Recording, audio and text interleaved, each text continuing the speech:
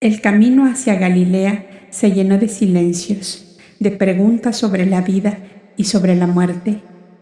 Pero en ese andar, el Maestro volvió a mostrar que el reino no se construye con piedras, solo con actos que sanan y redimen.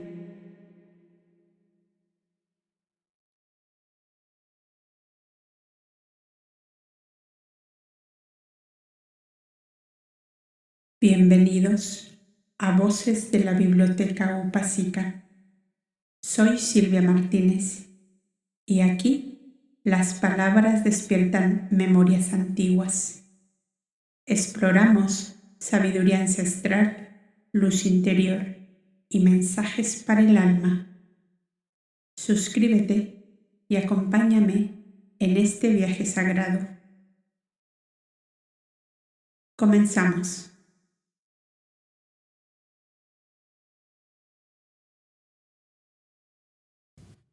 En Pasaelis. Al siguiente día, la pequeña caravana se ponía en marcha para pernoctar en Pasaelis, acercándose cada vez más a la ribera del Jordán, cuya proximidad se veía claro en la exuberante vegetación por entre la cual pasaban nuestros viajeros.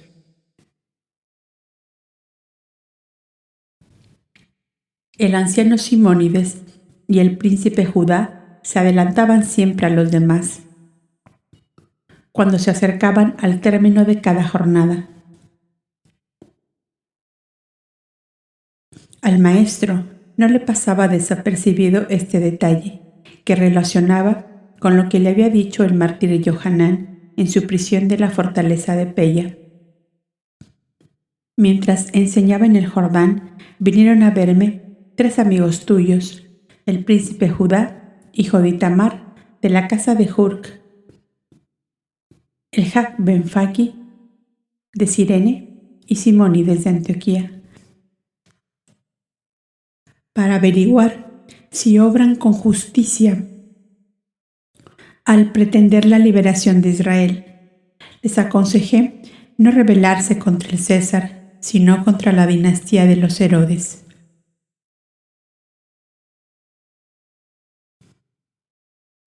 Al adelantarse a los demás viajeros, ponían como pretexto la preparación del hospedaje para todos. El maestro sufría al comprender la tenaz ilusión que ponía venda en los ojos de aquellos seres, que eran tan suyos por la amistad y el amor que les unía, como unida estaba la rama al árbol que da vida. Sería matarlos de un solo golpe, pensaba Yashua, si les dijera que está muy cerca la hora en que se descargue sobre mí la espada de justicia que debía aniquilar a esta humanidad. Son niños, aún en el oculto camino de los renunciamientos heroicos y de las inmolaciones completas. Los cánticos de Betlén, anunciando la paz a los hombres de buena voluntad, despertaron a muchos al amor que bajaba hecho carne a la tierra. El canto de los cielos ensombrecidos y de la tierra temblorosa en el día que va a llegar despertará a estos amantes ilusionados con el Maestro Nazareno convertido en Rey de Israel. Yo soy la resurrección y la vida. La muerte solo alcanza la materia, pero es impotente ante la grandeza del Espíritu. Yo soy la resurrección y la vida. Diré a las turbas aterradas en el preciso momento de mi libertad, como espíritu misionero de la voluntad suprema. Maestro, le dijo Juan de pronto, volviendo hacia atrás, tu cabalgadura afloja el paso y te vas quedando solo. Como despertando de sus pensamientos, el maestro le contestó así: cuando un hombre emprende un viaje, piensa muchas veces en el día y llora de la llegada a su destino. Naturalmente me absorbió el pensamiento de que nos acercamos al fin. Juan no comprendió el oculto sentido de tales palabras.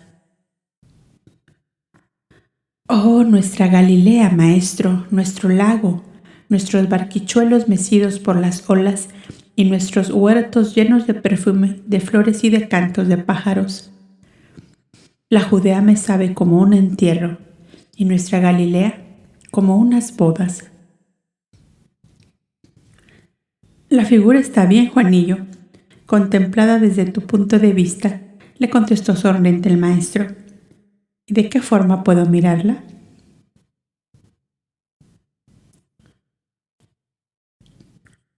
Un entierro significa la libertad de un espíritu, o sea, la resurrección y la vida.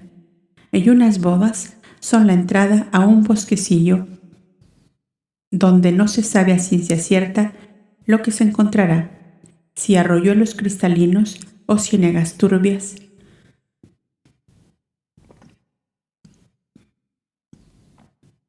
Si flores o zarzales, si avecillas, canoras o serpientes venenosas. ¿No es esto la verdad? Cierto, maestro. Y nunca lo había pensado así. Mas, eso de que la muerte es la resurrección y la vida, no me resulta muy claro. Algunos viajeros acercaron sus cabalgaduras al maestro para tomar parte en su conversación con Juan. Los saduceos afirman, dijo Tomás, que los cuerpos de nuestros muertos resucitarán en un día determinado.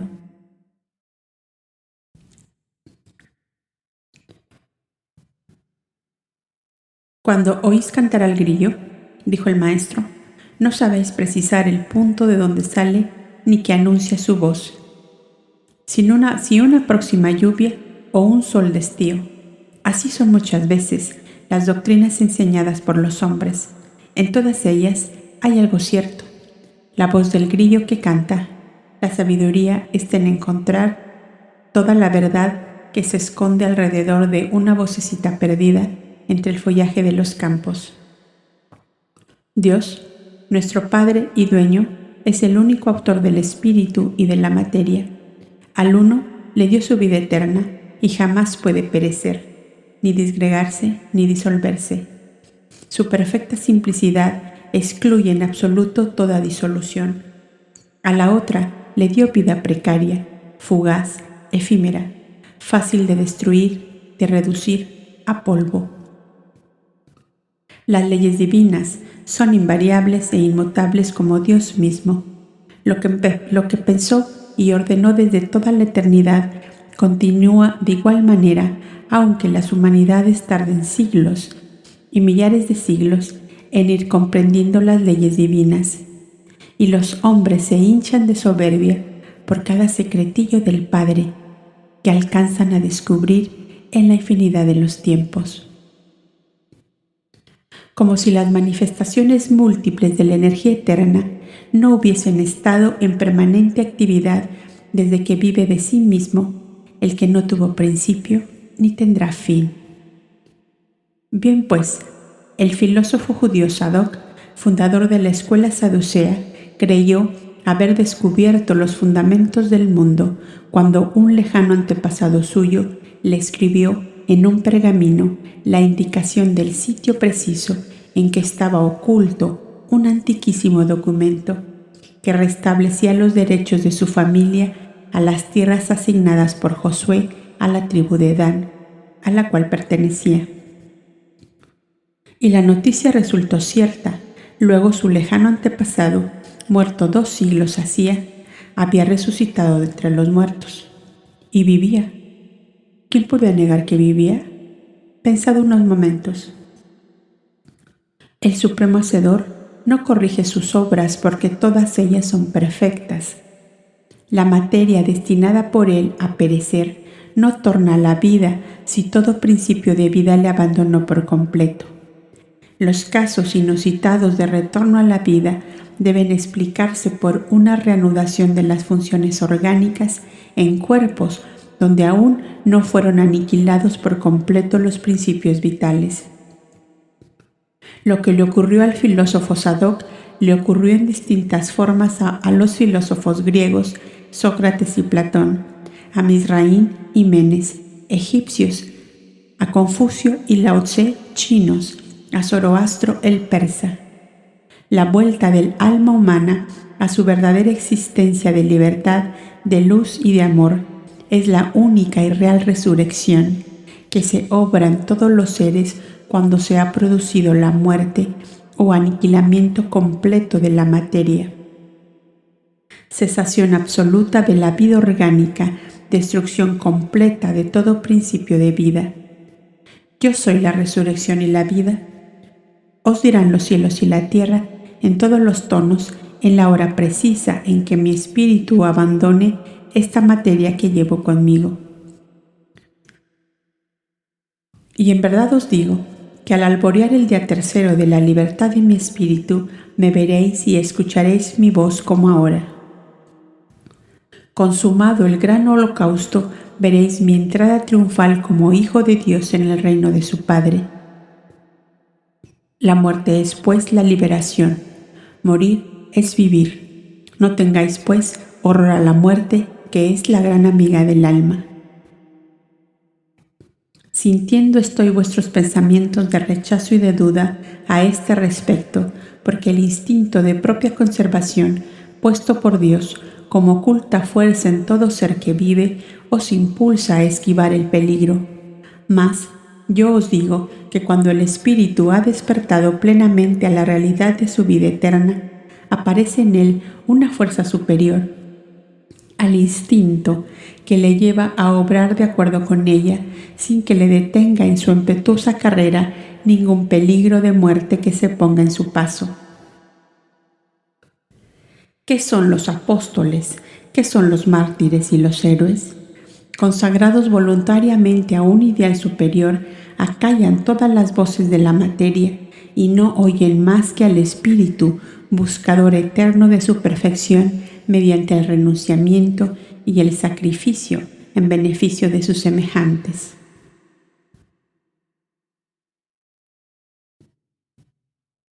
Hijo mío, dijo de pronto Miriam, que con el tío Jaime y las demás mujeres seguían de cerca al maestro.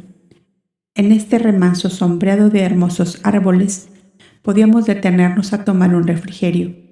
Parecería que hablar de la muerte te alimenta como el pan. Tiene razón, madre, le contestó Yashua, que detuvo su cabalgadura y saltó a tierra. La ayudó a bajar y, extendiendo sobre el césped los pellones y mandiles, la hizo sentar y él a su lado para resarcirla del olvido en que la había tenido desde la salida de Jericó. Ahora toca el turno a las doncellas, dijo la anciana Salomé, a quien Zebedeo acababa de sentar junto a Miriam. ¡Ay de mí!, exclamó Élida, dejándose caer sobre el césped. Galilea huye delante de nosotros y no llegamos nunca. Pobre Élida, dijo junto a ella María de Magdalo. Siguiéndome te impusiste este sacrificio demasiado grande para tus años. El sacrificio es la prueba del amor verdadero, dijo el maestro, mientras ofrecía a su madre una cesta con pastelillos y hermosos dátiles de Betania. ¡Oh, mi héroe!, exclamó Miriam, mirando con infinita ternura a Yashua, siempre pensando en el sacrificio y la inmolación. ¿Cuándo pensarás en tu dicha y la de los tuyos? Ahora mismo, madre mía, estoy pensando en tu dicha y en la mía, que es a la vez la de todos estos buenos compañeros que nos rodean. ¿No es la dicha la frescura de este remanso en cuya tersa superficie se reflejan los cielos? ¿No es la dicha este alimento ganado con el sudor de la frente o extraído de los frutos de la tierra, sembrados o recogidos por nuestras manos? Nada de esto he sembrado ni recogido yo, dijo con tristeza la castellana de Magdalo, indicando la cesta de delicados manjares preparada por Élida, su vieja aya. Pero es muy tuyo, mi niña, díjole ésta prontamente. Con tu dinero lo he comprado yo misma en el mercado de Jericó. Ciertamente, buena mujer, le dijo el maestro, pero María quisiera conocer la dicha a que acabo de aludir, o sea, alimentarse del propio esfuerzo. La mujer Se estrechó más a la joven, como si sintiera la necesidad de protegerla de ese nuevo modo de mirar las cosas de la vida a que se veía inclinada.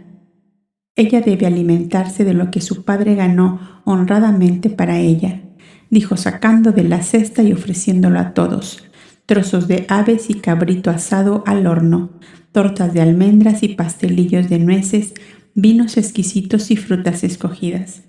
«Paréceme que tú eres la madre de todos», dijo la castellana, mirando con ternura a Miriam, que también la miraba compadecida de su tristeza. «Nunca conocí la ternura de una madre. Haz tú como si lo fueras y dame la porción que debo tomar. ¿No eres en verdad la madre de todos?».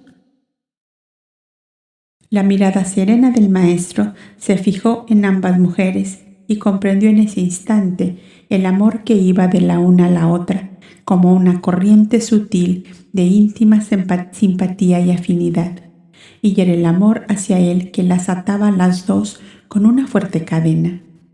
«Nutrir los cuerpos mientras las almas se aman es celestial comida», dijo el maestro. «Dame, madre, de los manjares de María, que también quiero comer lo que no he sembrado ni recogido». Ha tenido ella una feliz idea. Ahora sé que soy la madre de todos, y en verdad que es hermoso serlo. La dulce mujer del amor y del silencio comenzó a repartir los manjares entre todos los presentes. Al caer de la tarde llegaban a Paseelis, donde no ocurrió nada extraordinario, a no ser la curación de algunos enfermos en la plaza de las caravanas. Entre estos, los más notables fueron 2 jóvenes hermanos tuberculosos avanzados, que salían de la ciudad hacia una choza que sus padres tenían en lo alto de un cerro vecino. Los muchachos se apoyaban en los brazos de su padre, mientras la pobre madre, llorando en silencio, caminaba detrás y pensaba: «Les llevamos a morir allá arriba». Absorta en este triste pensamiento, no se fijó en los viajeros que desmontaban junto a la puerta por donde ellos salían. El maestro, que vio y sintió el dolor de aquellos 4 seres y acaso el doliente pensar de la madre, con su asno aún de la brida se acercó a ellos.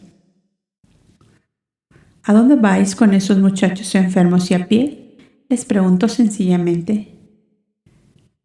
¿Es que quieres prestarnos tu asno?», dijo el padre, extrañado de la pregunta hecha por un desconocido. «Antes de eso, es necesario hacer otra cosa», añadió, poniendo sus manos sobre el pecho de los enfermos. «¿Creéis en Dios Todopoderoso?», volvió a preguntarles. Y fue la mujer que contestó en el acto: «Creemos, sí creemos, y tú eres un profeta suyo que puede salvar a mis hijos». «Bien has dicho, mujer, la voluntad divina y tu fe han curado a tus hijos». La faz de los muchachos se había coloreado de un suave carmín y hacían aspiraciones profundas, como si quisieran absorber todo el aire en un solo momento. Su voz sorda y afónica se tornó clara de repente y ambos comenzaron a gritar: «¡Nos ha curado! ¡Nos ha curado!». Y seguían como inconscientes al maestro y los suyos, que entregadas ya las cabalgaduras a los guardianes, se dirigían hacia la posada.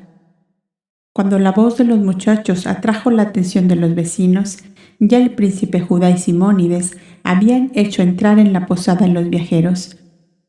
«Id a vuestra casa», dijo el maestro a los 2 jovenzuelos, «y no olvidéis agradecer a Dios el beneficio que habéis recibido». La madre llegaba jadeante en ese momento y clamaba: «Señor, Señor, pero ¿es cierto que están curados?». «Sí, mujer. ¿Por qué dudas?».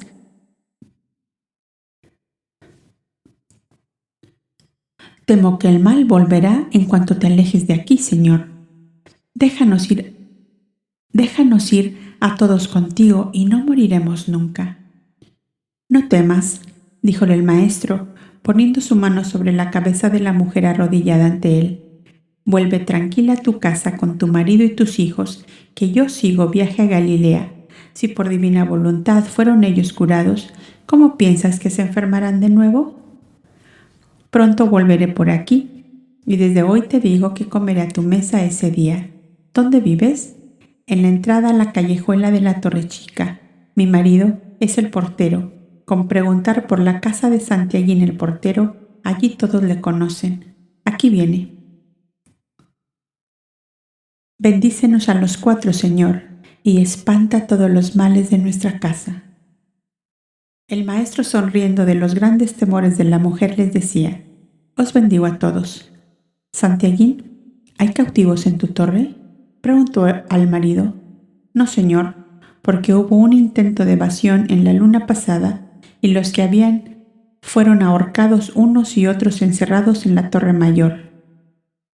La faz del maestro se nubló de tristeza. Siempre matando, dijo con voz que parecía un quejido. Es que eran malos, señor, y mataron a 2 guardianes. Obrad vosotros el bien y sed misericordiosos, para que Dios nuestro Padre lo sea con vosotros. Idos en paz, que yo volveré. Y entró en la posada siguiendo a Simónides, que había venido a buscarle. Oh, mi señor, le decía el buen viejo, eres como la miel, y no hay quien te libre de las hormigas y de las moscas. Es tanto el dolor humano, amigo mío, que por todos los caminos me sale al paso. ¿Qué quieres que haga? Sí, mi señor. Todos parecen adivinar quién eres y te siguen como tu sombra. Poco después, estaban todos alrededor de la mesa en una gran sala, que era el recinto en que se congregaban de tiempo en tiempo los protegidos de la Santa Alianza para recibir socorros. También se hospedaban allí los terapeutas esenios en sus penosas tareas de médicos y enfermeros gratuitos de los que pedían su ayuda. Para las gentes en general, aquella casa era eso y nada más, pero para Simónides y el príncipe Judá era algo más, pues entre los enormes fardos de ropa, sacos de legumbres y tinajas de aceite, se abrió una puerta muy disimulada que daba a un huerto de viejas higueras y emparrados, entre cuya espesura existía un ruinoso castillo abandonado a raíz de una tragedia ya casi olvidada de las gentes. Tan espeluznantes eran las leyendas que se referían de aquel castillo que todos huían de transitar por sus inmediaciones cuando se acercaba la noche. Ya sabemos que Simónides era un gran oportunista en lo que se trataba de adquirir inmuebles que nadie quería, como medio de resarcir a la familia de Itamar del despojo sufrido por la confiscación de gran parte de sus bienes realizada por Valerio Graco. Y así, el hábil comerciante había comprado aquella finca por la mitad de su valor, pues a decir verdad, era para todos como un terreno baldío. Para él, que conocía palmo a palmo Judea, aquel vetusto solar era de inestimable valor. Ocupaba el espacio que en nuestra forma de medir diríamos 3/4 de manzana, y el cuarto restante lo ocupaba el local destinado a las obras piadosas de la Santa Alianza. Con esto el lector comprenderá que el príncipe Judá, hijo de Itamar, era poseedor único de un vasto solar de tierra en lo más estratégico de la ciudad. Quedaba tocando con la muralla trasera de la Torre Mayor por un lado y por el otro con los establos de la inmensa plaza de las caravanas, junto a una de las puertas de la ciudad. Las gentes veían que se amontonaban materiales de construcción en el boscoso solar del castillo y a los jornaleros se prometían buenos salarios cuando empezaran las obras. Se decía que lo había comprado un romano ilustre, Quintus Arrius hijo, para una academia de esgrima, gimnasia y ejercicios atléticos, a que tan inclinados eran los romanos. Quintus Arrius hijo era el nombre romano del príncipe Judá, como recordará el lector. Aquel viejo castillo, que aparentemente no era más que una ruina, tenía en realidad la consistencia de una fortaleza. Le llamaban Aridata y hablaba de él la tradición de haber sido construido por orden de Amán, primer ministro del rey Asuero, cuyos dominios abarcaron desde Etiopía al Indo. Estaba destinado a calabozo de torturas cuando el ministro obtuvo el decreto de exterminio para los hijos de Israel, que no se cumplió debido a la intervención de la reina Esther. Aridata era el nombre del servidor de Amán que lo habitó.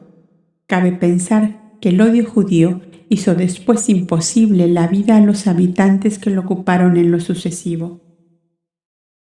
Tal era el adusto y casi tétrico escenario que rodeaba la modesta sala improvisada como cenáculo para nuestros peregrinos. El príncipe Judá llegó el último a sentarse a la mesa y el maestro se apercibió de que venía agitado.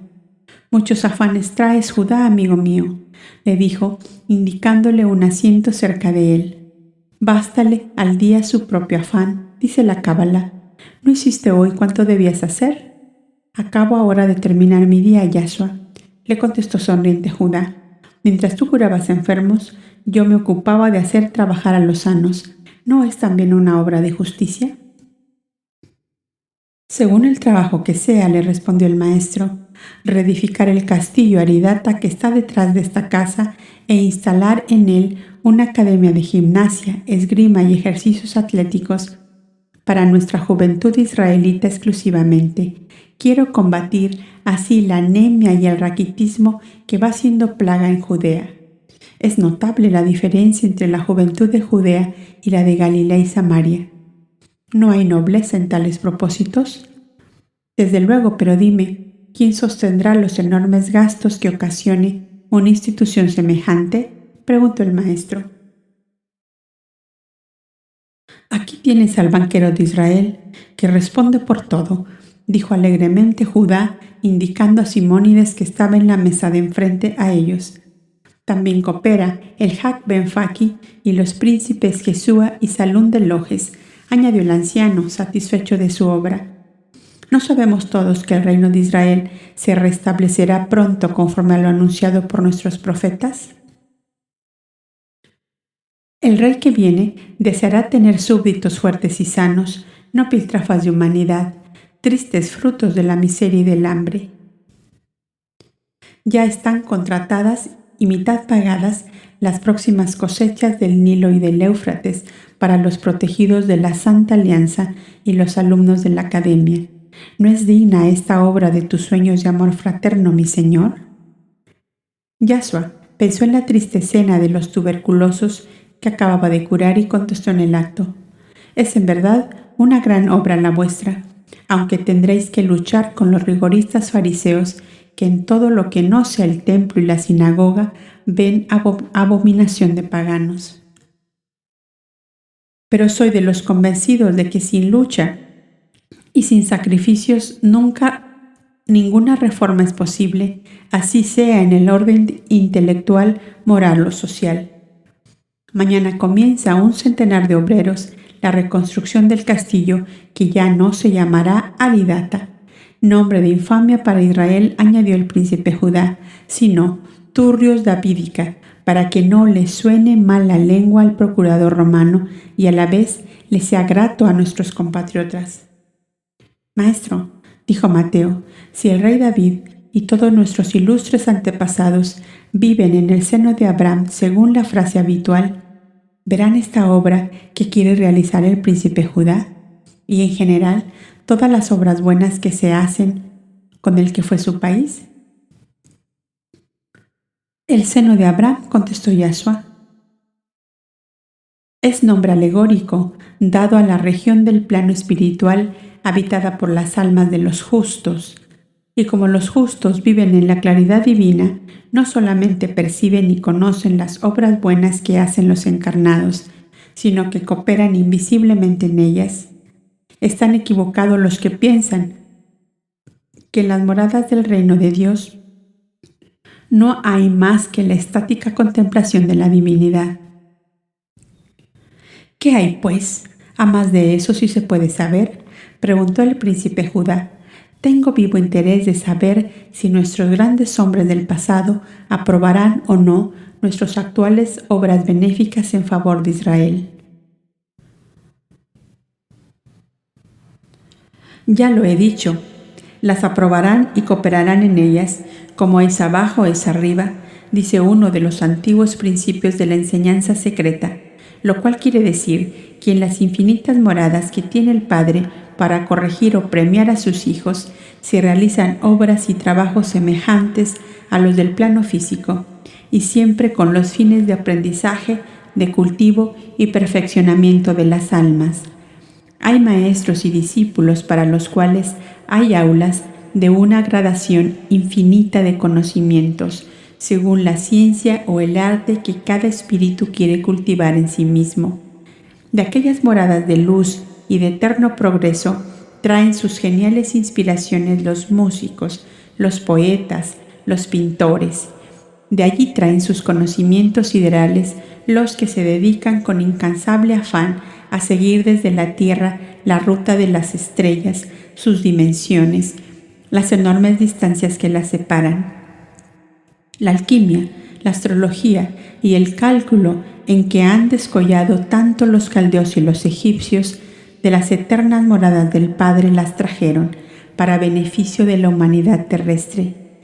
Y si de las artes y de las ciencias pasamos a lo espiritual y moral, la amplitud de las actividades llega casi a lo inverosímil. No hay obra de piedad y de misericordia en que no se encuentren a centenares y a millares las almas de nuestros hermanos, amigos, parientes, prestando su concurso invisiblemente en la mayoría de los casos y visiblemente en algunos. ¿Qué otra cosa significan las apariciones de ángeles que refiere la Sagrada Escritura a Abraham, a Jacob, a Moisés y aún a Adamú y Evana en los orígenes de la civilización adámica? Son la manifestación de las grandes actividades de las almas de los justos en beneficio de sus hermanos encarnados en los planos físicos. Ahora, en cuanto a tu pregunta, Mateo, si nuestros justos del pasado verán esta obra que acaba de mencionar el príncipe Judá, no hay duda de que la ven y la aprueban porque buena y noble es en sus principios y en sus fines, y la verán de más cerca o de más lejos según la situación actual en que ellos se encuentren. Las almas van y vienen con esa libertad donde Dios para orientar sus caminos hacia donde comprenden que pueden purificarse más y realizar más grandes avances en la senda eterna del progreso. Para formarse una idea más exacta del reino de las almas, podéis figuraros un infinito campo poblado de estancias o moradas, en cada una de las cuales viven las inteligencias desencarnadas, realizando las obras que les llevan la vehemencia de sus afectos, sus convicciones y sus anhelos. ¿Y los malos, maestro? ¿Dónde viven después del sepulcro?, preguntó Pedro.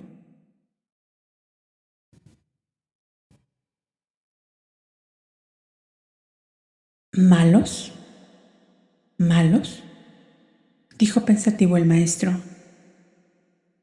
Es esa una palabra que no siempre expresa la realidad. En cuanto al reino de las almas se refiere, allí la escala comienza en aquellos que todo lo ignoran y cuyo atraso intelectual y moral es completo. Son pues ignorantes y atrasados.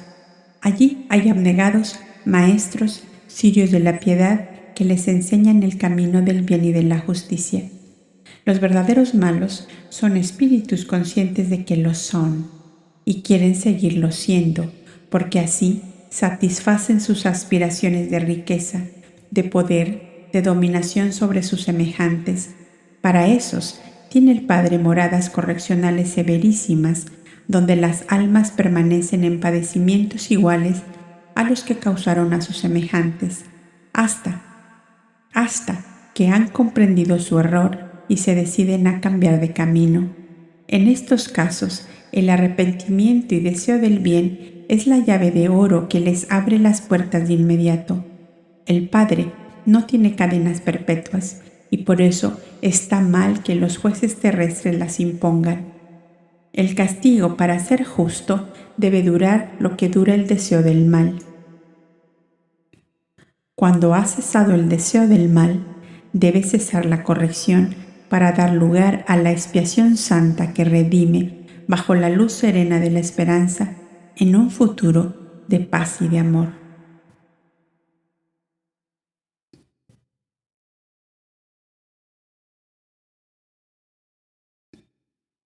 ¿Y cuándo verá esa humanidad por los mismos cristales por donde tú, Señor, miras todas las cosas? Preguntó Simónides. Si os digo el tiempo que según mi creencia tardará, temo que os sentéis todos sobre una piedra y os quedéis petrificados como ella. Es mejor que digamos con nuestro deseo, llegará pronto. Al terminar la cena, el maestro hizo la acción de gracias acostumbrada y se retiraron a descansar. A la madrugada siguiente salieron hacia Arquelais, primera jornada de Samaria. Durante el trayecto no ocurrió incidente digno de mencionarse, pero al llegar a la ciudad encontraron las puertas cerradas. Los guardias dijeron que había un motín popular y que solamente se dejaba entrar sin dificultad ninguna a las mujeres y a los niños, pero para dar entrada a los hombres se necesitaba el visto bueno del centurión. «Hijo mío», dijo Simónides al príncipe Judá, «haz valer tu nombre romano, que la noche llegará pronto y no podemos pasarla aquí». «Y si tu nombre no bastará», añadió, «me veré obligado a presentar el permiso firmado por César para que mis caravanas transiten libremente por todos sus dominios». El lector debe recordar que Samaria y Judea estaban bajo la jurisdicción del procurador romano Poncio Pilatos. Tan severas eran las órdenes que la guardia tenía que no bastó el nombre romano de Quintus Arrius, hijo, que dio el príncipe Judá, y fue necesario el documento secreto de Simónides. Yasua se había retrasado con sus discípulos y familiares y llegó en el momento en que les era ya franqueada la entrada. El centurión les dio toda clase de excusas y se ofreció para cualquier cosa que pudiera necesitar. «Estaría por deciros», añadió mirando a las mujeres y los niños, «que no paséis de la plaza de las caravanas. Las piedras vuelan como pájaros y me disgustaría que dos amigos del César que viajan con la familia sufrieran contratiempos». «¿Qué pasa aquí?», preguntó el maestro. «Que hay motín en la ciudad y el centurión cree peligroso que sigamos», contestóle Judá. «Somos gentes de paz, centurión», dijo el maestro. «Ya lo sé, pero esos demonios de herodianos arrojan piedras desde los árboles». «¿Se puede saber la causa de este disturbio?», preguntó de nuevo el maestro. «¿Qué sé yo, señores míos, de los enredos que hay entre judíos, galileos y samaritanos?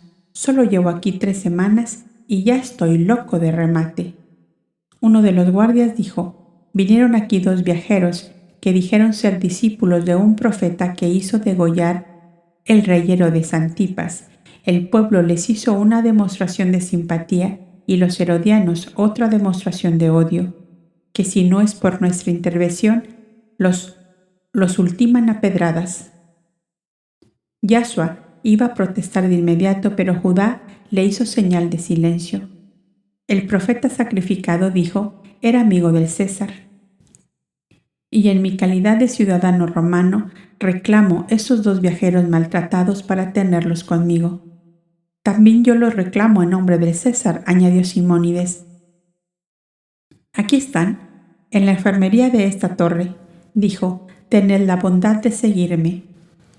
El maestro siguió a Simónides y a Judá, mientras el resto de los viajeros desmontaban en la plaza de las caravanas y esperaban en el depósito de cargamentos. Miriam y las demás mujeres se apretaban unas a otras como corderillos asustados. Desde que Herodes puso sus pies en Galilea, no tenemos ya paz ni sosiego, dijo la castellana de Magdalo. Por mi madre, que era romana, tengo en mi casa todas las garantías que el gobierno de Roma concedió a mi padre. En el castillo cabemos todos. Venid conmigo si en vuestras casas no estáis seguros. Gracias, hija mía, dijeron a una voz Miriam y Salomé. ¿Qué puede querer Herodes ni Herodías de humildes gentes como nosotros? Mientras estos comentarios femeninos, los hombres se habían ido acercando a la torre por averiguar lo que ocurría. Tirados sobre una colchoneta de cerda, había 2 cuerpos humanos vestidos de lana oscura y cuyas cabezas vendadas hacían comprender que eran heridas graves. La sangre había empapado las vendas y aquellos rostros lívidos decían bien claro que habían perdido mucha sangre. «Soy médico», dijo el maestro al centurión. «Mandad que me traigan agua y vino y aceite». Se arrodilló junto a ellos y vio que ambos respiraban y que la pulsación, aunque débil, se dejaba sentir en su ritmo normal. El príncipe Judá y Simónides, que se habían presentado con derecho sobre los heridos, pidieron camillas y escolta para llevarles a la posada, anticipando que pagarían lo que fuera necesario. Mientras todo este preparativo, el maestro con sus 12 rodeaban a los heridos mientras les quitaban las sangrientas vendas. El pensamiento tiernísimo de Yashua volaba hacia Yohanan y le decía: «Hermano mío, feliz de ti que estás libre en el reino de Dios, mientras los que te siguieron soportan aún el duro cautiverio a que le someten sus hermanos inconscientes y ciegos. Mira tus 2 pajarillos heridos solo por ser discípulos tuyos». Ambos jóvenes se incorporaron como movidos por una corriente poderosa y mirando hacia un rincón de la sala decían: ya viene por nosotros».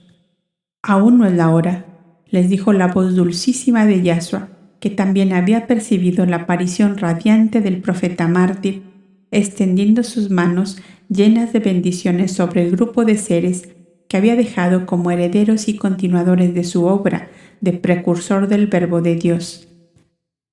Aquellas 2 grandes almas, el Cristo y su precursor, habían venido a la tierra unidos por una indestructible alianza que la muerte de uno era muy poca cosa para romper. De antemano habían aceptado ambos su inmolación en beneficio de la humanidad.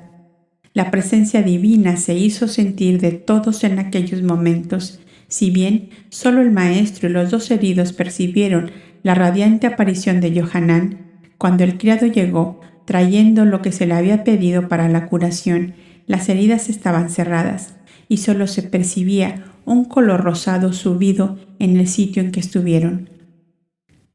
Contusiones, golpes, agotamiento físico, todo había desaparecido y los exheridos referían con suma tranquilidad cómo se había producido el motín. El criado dejó todo y corrió al centurión.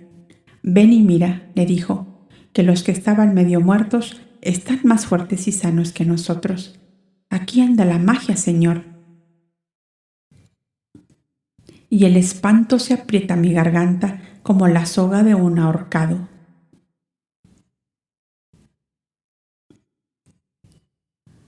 Poca cosa eres si te asustas por eso. Sabes que estamos en un país de profetas maravillosos. Nosotros tenemos nuestros dioses, ellos tienen los suyos. Y cuando iba a cerciorarse de lo ocurrido, les encontró a todos saliendo de la sala. «Centurión», le dijo Judá, «las camillas y la escolta no son necesarias porque los enfermos andan por sus pies. Buen médico tenéis que en breve tiempo hace andar 2 cuerpos deshechos a pedradas. Menos mal que así ha ocurrido, que si no, esta misma noche mandaba preparar lo menos 50 horcas para esos amotinados que se resisten a bajar de los árboles porque saben lo que les espera». «Centurión», díjole el maestro, «¿qué quieres de mí por la vida y la libertad de todos ellos? ¿Y quién eres tú que puedes comprar la vida de 50 fascinerosos y para qué? ¿No ves que son fieras dañinas que deben exterminarse? Déjame probar con ellos y después harás lo que te parezca», insistió el maestro. «Bien, veo que estoy ante uno de esos profetas que abundan en esta tierra. Te lo concedo hasta que cierre la noche. Me atenacea la curiosidad de ver lo que harás con ellos. Ahí los tienes, en lo más alto de esos cedros». «Gracias, centurión. que la paz sea contigo, contestó el maestro, saliendo seguido de los suyos que miraban los árboles de donde seguían saliendo piedras. Quedaos vosotros aquí, les dijo a los suyos, y hazme el favor, centurión, de no salir del pórtico de la torre. Se encaminó solo hacia el grupo de árboles ubicados alrededor de un estanque de mármol. En la penumbra del atardecer, la silueta blanca del maestro se destacaba con nitidez de la sombra proyectada por los árboles y el oscuro verdor de la hierba que tapizaba el suelo. Todas las miradas estaban fijas en él. «Bajad, os ruego, amigos míos», dijo a los rebeldes, cuyas cabezas asomaban curiosas al ver a aquel hombre joven y hermoso que se acercaba desarmado a parlamentar con ellos. «¿Se rinde el romano? Y se escuda tras el rabí porque tiene miedo», dijo en alta voz uno de ellos. «Es el profeta Nazareno, que cura a los enfermos en el lago», añadió otro. «De seguro que ha pedido nuestro indulto». «Justamente», contestóle el maestro, «lo he pedido y lo he conseguido, a condición de que abandonéis vuestra actitud agresiva y salgáis de la jurisdicción del procurador romano. De lo contrario, esta misma noche se levantarán las horcas para vosotros. ¿Sois herodianos? Idos con él y dejad en paz a las gentes». «¿Quién nos asegura que no es esto un lazo de esos lobos romanos para cazarnos como moscas?», dijo el primero que había hablado. «Mira, profeta, que tú eres bueno como el pan, no lo dudamos, pero detrás de ti está la guarnición de la torre. No bajamos. A la medianoche habremos resuelto el problema». El maestro guardó silencio y no habrían pasado 2 minutos cuando los 53 hombres cayeron como pesados fardos que un poderoso vendaval hubiese tirado a la tierra. Ni uno de ellos se movía. «Desobedecieron al profeta y los ha matado», gritó un soldado echando a correr seguido de toda la guarnición. Los compañeros del maestro corrieron también, y gentes que transitaban por la plaza de la torre se detenían a contemplar el inusitado espectáculo. El centurión llegó también, y de inmediato se dirigió a Yasua, que examinaba los cuerpos inermes de los insurrectos. «¿Te convences, profeta, de que estas fieras humanas no se les conduce con hilos de seda?» «Sí, centurión, estoy convencido, pero tampoco se les corrige con la horca. ¿Qué habrás ganado matando 53 hombres, padres de familia acaso, si muertos ellos otros tantos se levantaran impulsados por el odio y tomaran venganza de ti cuando menos lo pienses? Ya ves lo que son ahora, un inerme montón de carne y huesos que puedes destrozar como quieras. Pero tú, que eres un oficial de la Roma educadora de pueblos, vas a ensañarte con un puñado de hombres a quienes ha fanatizado esa indigna Herodías, que no bastándole su escandalosa vida, ha sembrado el odio entre hermanos de raza y de fe. Será como dices, profeta, pero yo estoy aquí para guardar el orden y seré castigado severamente si dejo impune la rebeldía de estos miserables», contestó el centurión. «Desde la madrugada tienen alborotada a la población. Te doy mi palabra de que no bien se despierten, cruzarán el Jordán y no volverán más a Arquelais. Te entregarán sus armas. Ya ves que no solo es el zurrón con piedras, sino puñales y alfanjes con el busto de Herodías en el mango, los que llevan estos infelices». Y al decir así, el maestro indicaba al centurión los mangos de los alfanjes de los hombres tendidos en tierra. «Concedido», dijo el oficial romano, «aunque más no sea que por ver hasta dónde llegan los estupendos poderes de que estás dotado». Mentalmente, el maestro les mandó despertar y todos ellos se incorporaron, soñolientos como si hubiesen dormido largas horas. «No me obedecisteis», les dijo con severidad el maestro, «y empeorasteis vuestra situación. ¿Qué haréis ahora?». Todos ellos echaron mano a sus armas y las dejaron ante el centurión, que parecía una estatua. Vaciaron los saquillos de piedras y, acercándose a Yasua, dijo el que parecía ser el jefe: «Profeta, Quisisteis salvarnos la vida a todos, y fui yo quien me opuse. Yo solo debo morir. Así pagaré el daño que he causado sirviendo a esa maldita mujer. Centurión, aquí me tienes. Ruégote que tengas piedad de mis compañeros que no han hecho más que obedecerme. Y extendió sus manos al oficial para que le atara la cadena. Una mujer, con las vestiduras desgarradas y los cabellos blancos destrenzados en desorden, llegó corriendo seguida de 3 criaturas pobremente vestidas con el terror pintado en el semblante. ¿Que van a ahorcar a mi hijo?, gritaba la anciana. Me lo acaba de decir un profeta de Dios. Perdón, perdón para él. Y la infeliz anciana se abrazó a las rodillas del centurión. Padre, padre, clamaban llorando los niños. ¿Qué hiciste, que van a ahorcarte? Y se colgaban de sus brazos, de sus ropas y de su cuello. El adusto oficial se mordía los labios hasta hacerse sangre y se clavaba las uñas en sus manos fuertemente cerradas. El maestro le seguía mirando con inmensa ternura, irradiando sobre él toda la piedad de su corazón. Los soldados de la guarnición volvían a algunos la espalda porque aquella escena les hacía daño. También tenían madre anciana e hijos pequeños. Las mujeres e hijos de algunos de los otros rebeldes llegaron también, como si un mismo mensajero les hubiese avisado a todos. La escena de dolor y de llanto que allí se produjo la adivinará el lector, porque es difícil pintarla conforme a la realidad. El maestro se acercó al oficial y le preguntó: ¿mandarás levantar esta noche las horcas? No, profeta, porque tú te has interpuesto entre la muerte y ellos, y si eres poderoso para salvarles la vida a ellos, lo serás también para detener el castigo que yo merezco por esta debilidad. Descuida, que cuando Dios mi Padre hace las cosas, las hace perfectas.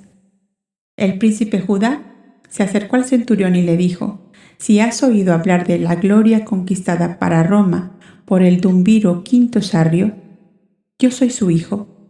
Te hago donación de un solar de tierra o de un buque mercante, según que quieras trabajar en la tierra o en el mar.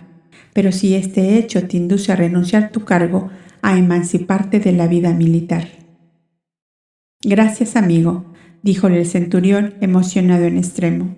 En verdad, esta vida de la espada y el látigo no está hecha para mí.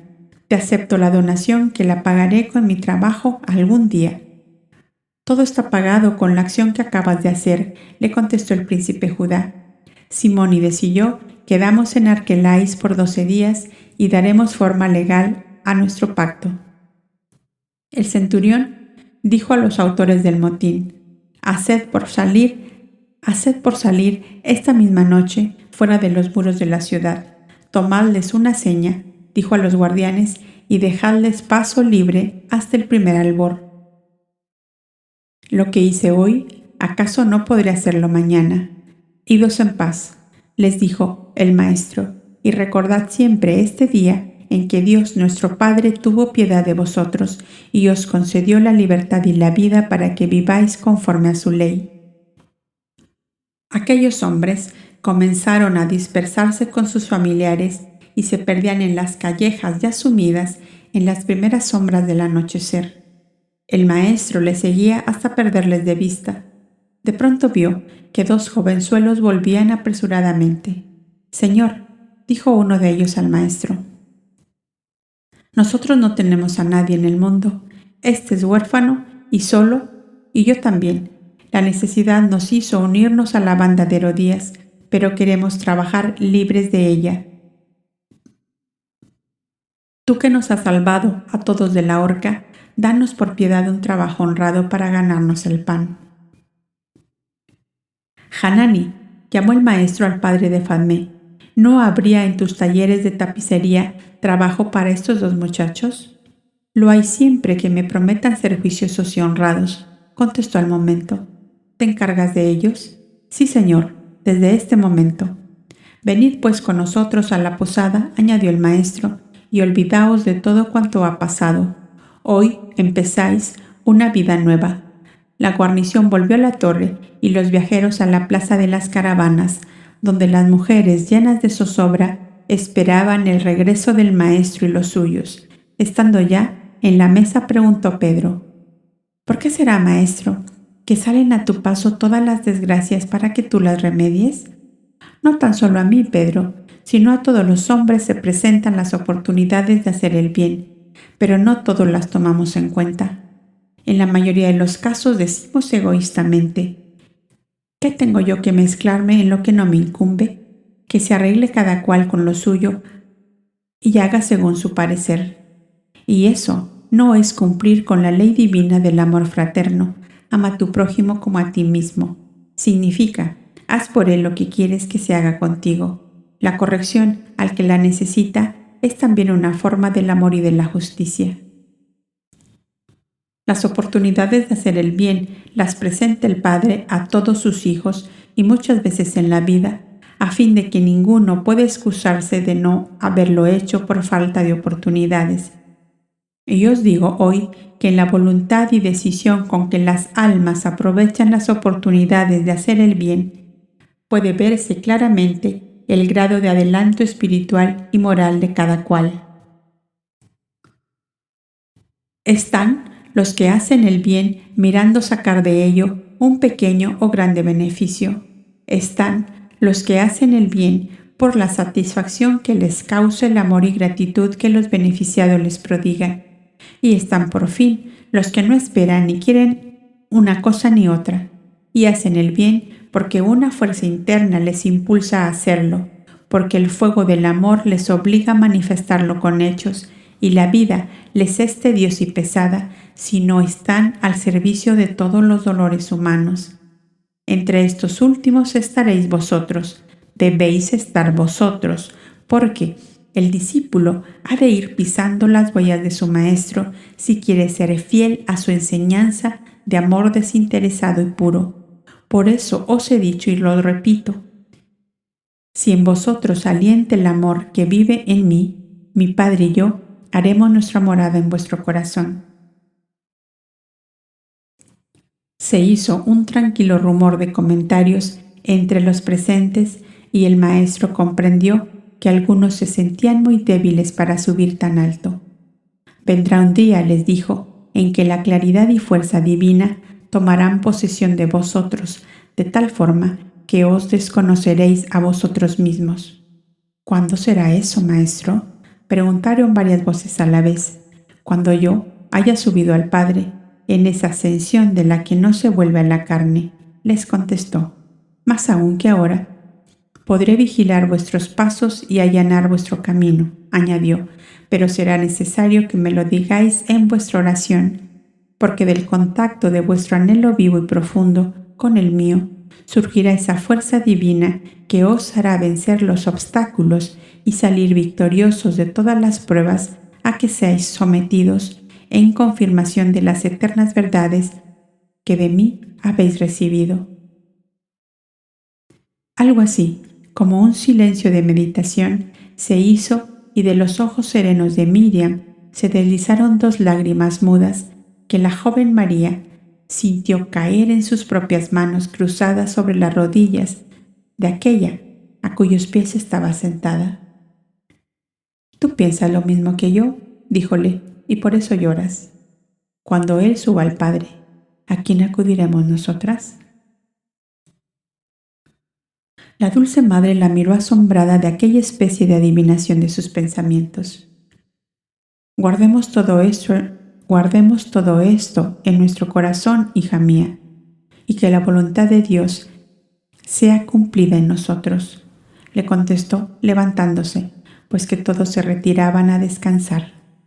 Cuando el sol del nuevo día se levantaba en el horizonte, nuestros viajeros continuaban el viaje a Septópolis, donde la pequeña caravana se dividió en 2, los que debían ir a Nazaret, Naín y Canaán, y los que, torciendo a la derecha, tomarían el camino al lago de Tiberíades. El joven Felipe quedó en la aldea de Betsán. Estaban por fin en tierra natal, la pintoresca Galilea, donde les parecían más suaves las brisas, más azul el cielo y más perfumadas las flores. El maestro y sus 12 con la familia de Zebedeo, Hanani y las mujeres del castillo de Magdalo tomaron el camino de Tiberíades, prometiéndose encontrarse de nuevo con Miriam y el tío Jaime en la siguiente luna llena en el monte Tabor, época en la cual había promoción de grados después de 3 días de silencio y oración.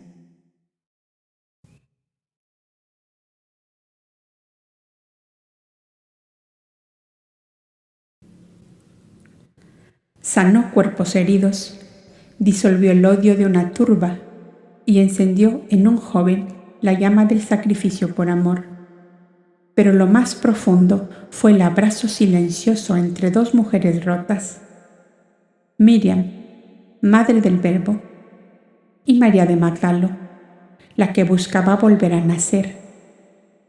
Ese día no solo se detuvo una ejecución, se restauró el linaje del alma.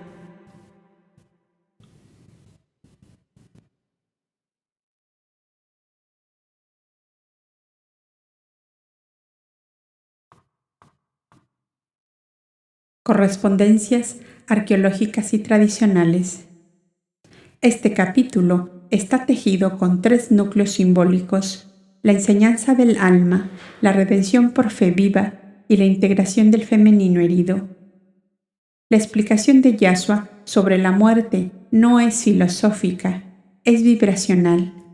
Habla del alma como una chispa eterna que coopera, asciende y participa en las obras de luz, incluso desde otras moradas.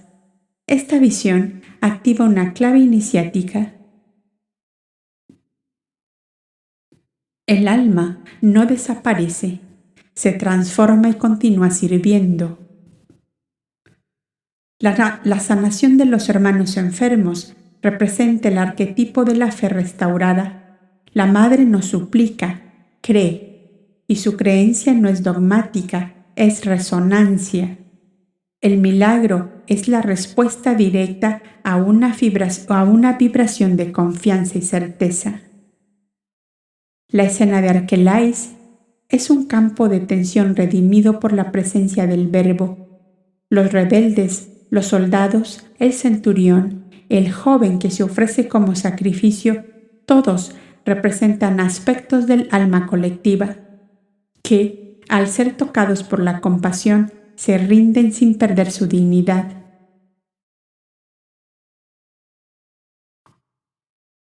El vínculo final entre María de Magdalo y Miriam es un acto simbólico de sanación transgeneracional. La mujer marginada es acogida por la Madre del Cristo. En ese abrazo silencioso se sella la restauración del femenino sagrado.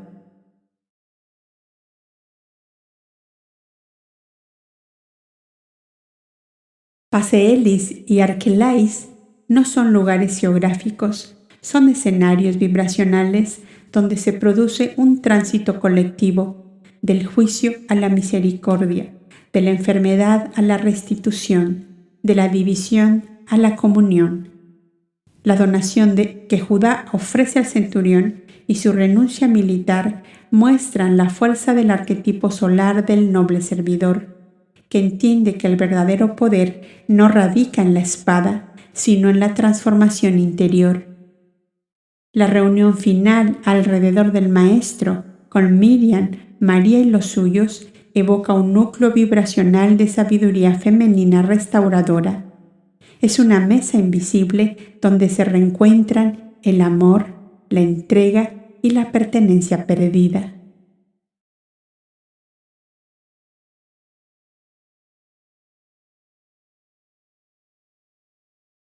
Puente con la historia sagrada. El capítulo dialoga sutilmente con las escenas evangélicas de sanaciones, parábolas y milagros, pero lo hace desde una profundidad vibracional que trasciende el relato histórico. Aquí, la resurrección ya no es una promesa, es una frecuencia.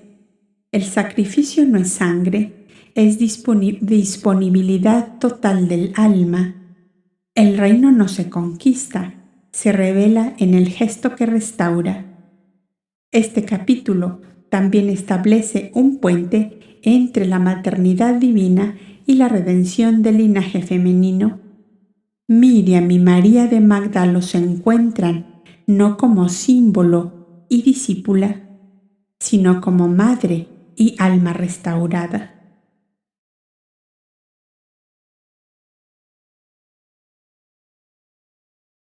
Enseñanza final. Este capítulo es una llave de redención profunda. No porque haya un solo milagro, sino porque todo es restauración del alma que comprendió la muerte, de la fe que se volvió carne, del poder que se dio al amor y del femenino herido que volvió a sentir que tenía madre.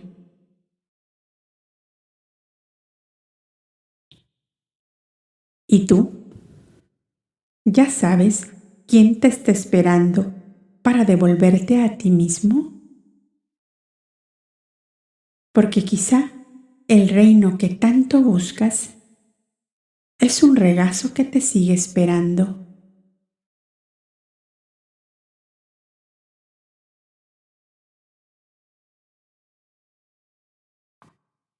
Te espero en el próximo capítulo, La apoteosis del ungido.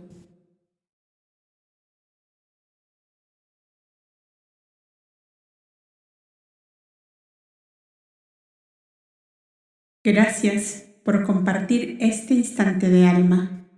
Suscríbete, activa la campanita y acompáñanos en cada episodio o cada capítulo o cada libro narrado aquí. Y si deseas ir más profundo, únete como miembro de este canal.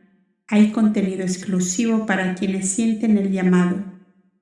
Y como recordaba Madame Blavatsky, la mentira baja estrepitosamente por un plano inclinado, mientras la verdad sube penosamente cuesta arriba.